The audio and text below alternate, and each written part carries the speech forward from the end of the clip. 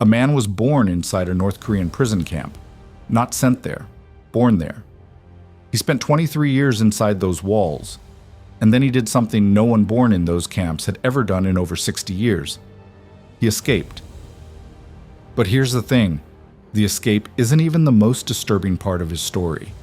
What he did before he escaped, what this place turned him into, that's what will genuinely shake you. This is the story of Shin Dong-hyuk. Right now, somewhere in the mountains of North Korea, there is a place that does not officially exist. You won't find it on any government map. North Korea has denied it for decades, but spy satellites have been photographing it since the 1960s, and the images don't lie. Electrified fences, guard towers every few hundred meters, coal mines carved into mountainsides, row after row of gray concrete barracks, and somewhere in there, right now, tens of thousands of people who will never leave. This is Camp 14, and it has been running uninterrupted since 1959. To understand why Shin Dong-hyuk's story is unlike anything you've ever heard, you first have to understand the system that created him. North Korea has a doctrine put in place by Kim Il-sung himself called 3 generations of punishment.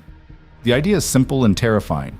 If you commit a crime against the state, it isn't just you who pays. Your parents go to prison. Your children go to prison. Your grandchildren are born in prison. The entire bloodline is erased, not killed outright. That would be too quick. Just slowly worked to death inside a camp, forgotten, disappeared. For Shin, the original crime wasn't even his. It wasn't his father's either. It was his father's brothers, 2 uncles he never met, who had fled to South Korea during the Korean War. That was it. That was the sin. And because of it, Shin's father was sent to Camp 14, where the guards rewarded prisoners for productive labor with something no one in the outside world would think to call a reward: a wife.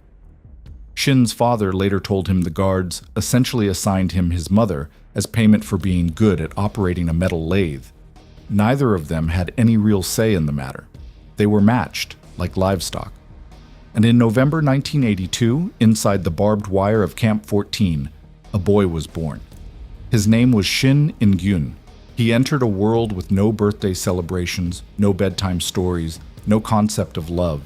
The guards who raised him, because they raised him more than his parents did, had one message burned into him from the moment he could understand language. You are here because your family betrayed the state. You will work. You will obey.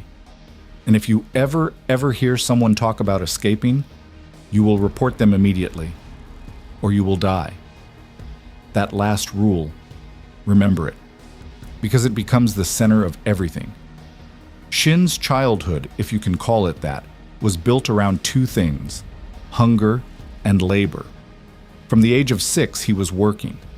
By the time he was a teenager, his hands were calloused. The daily meal was corn porridge and salted cabbage. That was it. Guards ate meat. Prisoners caught rats and field mice to get protein. An entire childhood, and the most exotic food Shin had ever imagined was a piece of chicken.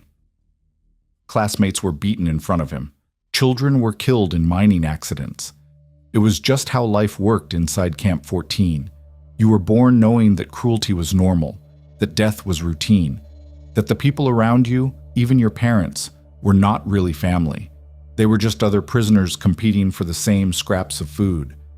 He once admitted in an interview, with complete quiet honesty, that he didn't know the world was round, didn't know if it was round or square. Camp 14 was everything. Camp 14 was the world. But when Shin was 13 years old, that world was about to shatter him in a way he never saw coming. It was 1996. Shin was 13 years old. He was visiting his mother's barracks one evening, one of the few times they shared the same space, when he overheard something that made his heart stop. His mother and his older brother were whispering, and one word cut through the air like a blade: escape.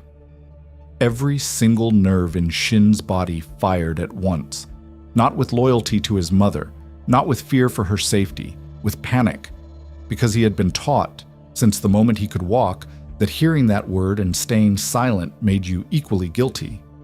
He didn't sleep that night. He went to a friend. They talked. And the next morning, Shin did what every child in Camp 14 was conditioned to do. He reported his mother and brother to the guards. What followed was a nightmare Shin would not fully reckon with for years. He was dragged to an underground interrogation facility and tortured, hung by his ankles, all because guards suspected he knew more than he was saying. He was 13. He had told them everything. Then, when it was over, they brought him to a public execution ground. He stood in the crowd. His mother was brought out first. She was hanged. He watched. Before the platform dropped, she looked out into the crowd and found his eyes. He looked away. He felt nothing. In the world he had been born into, what she had done, planning to escape, was a crime. A serious one. This was justice. His brother was shot. Shin went back to work the next day. Years later, when he was sitting in a free country, finally able to feel what he couldn't feel as a child, he would say, "I feel very sorry, and I'm shocked that I don't have the emotions to justly tell you how I did this to my own family." The guilt didn't come in the camp. It came later, when he finally understood what a mother was supposed to be. Fast forward 9 years, Shin is now 22. The burns on his back have scarred over. A finger is missing, cut off by a guard after he accidentally dropped a sewing machine on a factory floor. His body is a map of everything that has been done to him. And then, one afternoon, a new prisoner arrives. This man is different from anyone Shin has ever met. He has lived outside the camp. He's seen the world. And as the two are assigned to work together on a mountain detail, this prisoner starts talking about something that seems completely alien to Shin. Food. Real food. Markets where you could walk up and buy pork. Restaurants. Streets where people ate whatever they wanted, whenever they wanted. Shin listened with every cell in his body. He later described the decision to escape with a kind of dark humor that somehow made it more devastating. "I thought about it and made up my mind that I wanted to escape, eat as much chicken as I could, and get shot the next day. That was the plan. Eat once. Die free. It was worth it." On January 2nd, 2005, they moved. The two men were assigned to a mountain work detail, far enough from the main guard towers to try something. They ran for the electrified perimeter fence. The other prisoner reached it first and grabbed the wire. He was electrocuted instantly. His body dropped against the fence, and in the few seconds before the current cycled again, Shin crawled over him. After running for a while, he noticed blood in the snow. There were burns across his legs from where the fence had caught him. But he didn't stop. He couldn't stop, because behind him was everything, and ahead of him was something he had no word for yet. Shin was loose in North Korea. For a man who had just done the impossible, he was completely lost. He had no money, no contacts, no idea what country he was even standing in beyond the fence. He wandered north through rural villages, a fugitive in one of the most surveilled countries on the planet. And what he saw stopped him cold. People.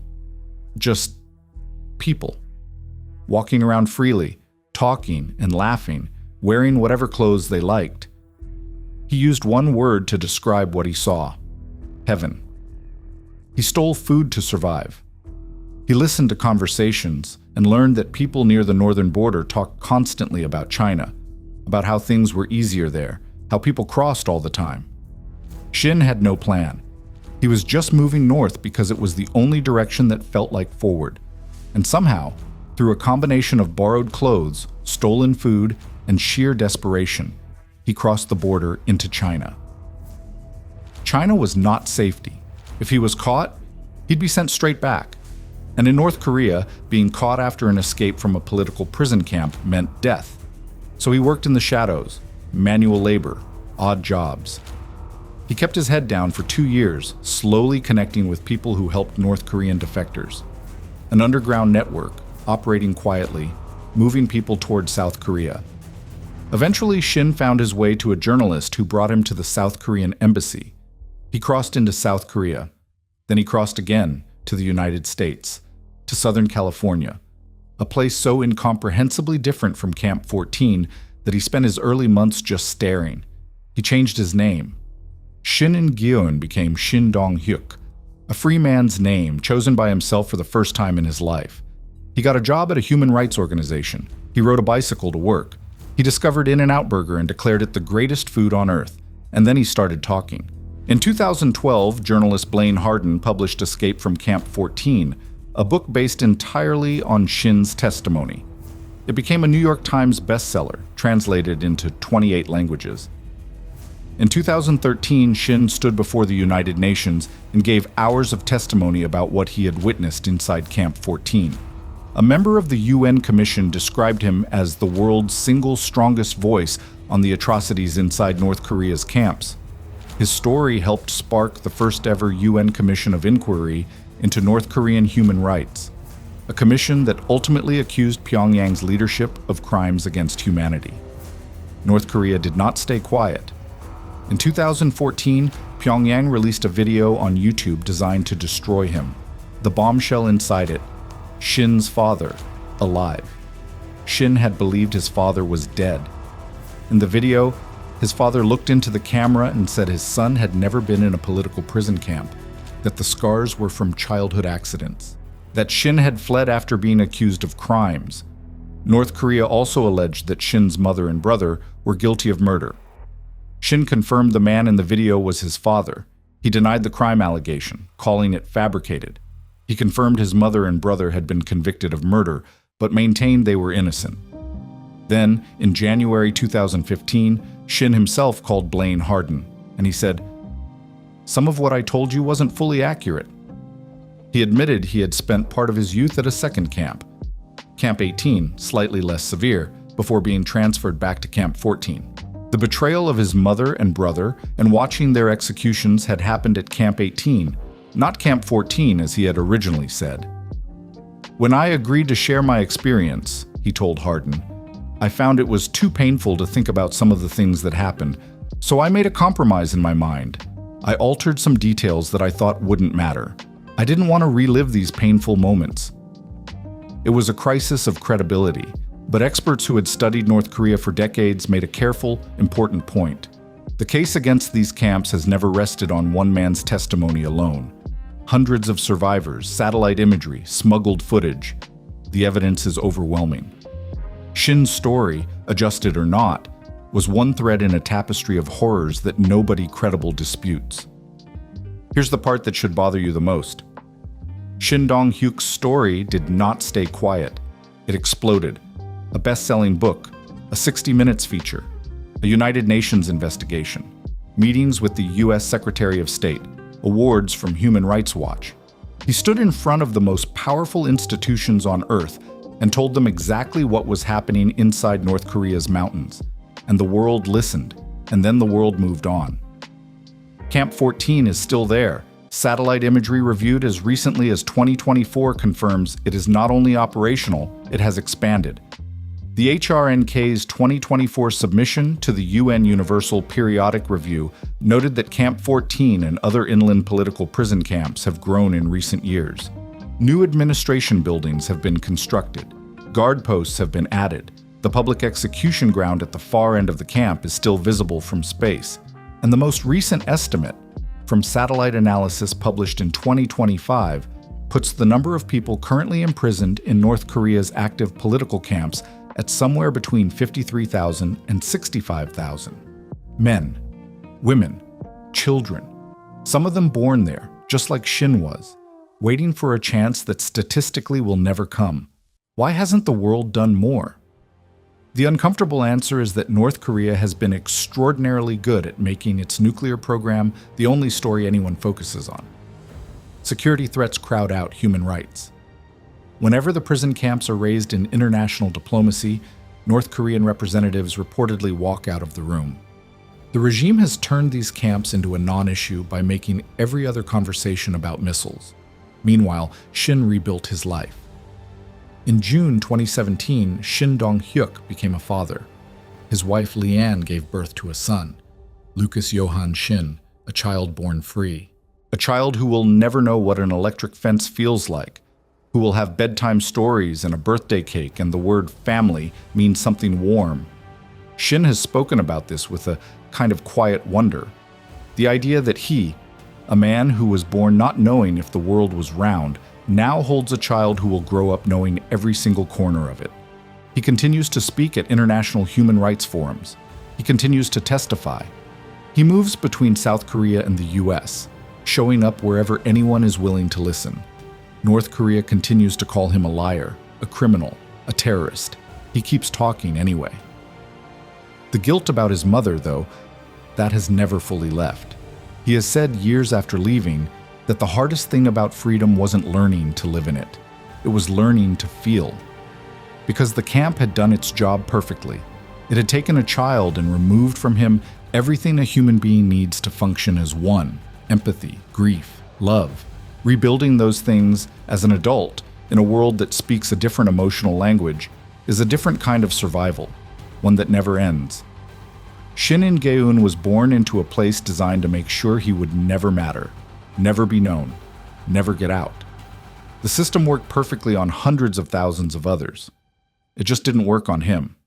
And because it didn't work on him, because one hungry 23-year-old crawled over an electric fence on a freezing January morning chasing the idea of a piece of chicken, the rest of the world knows that those camps exist, knows what happens inside them, has no excuse to say it didn't know. Camp 14 has existed for over 65 years. It has never been liberated. No one has ever been held accountable for what happens inside it. The children being born there right now, born into the same darkness Shin was born into, don't know that the world is watching.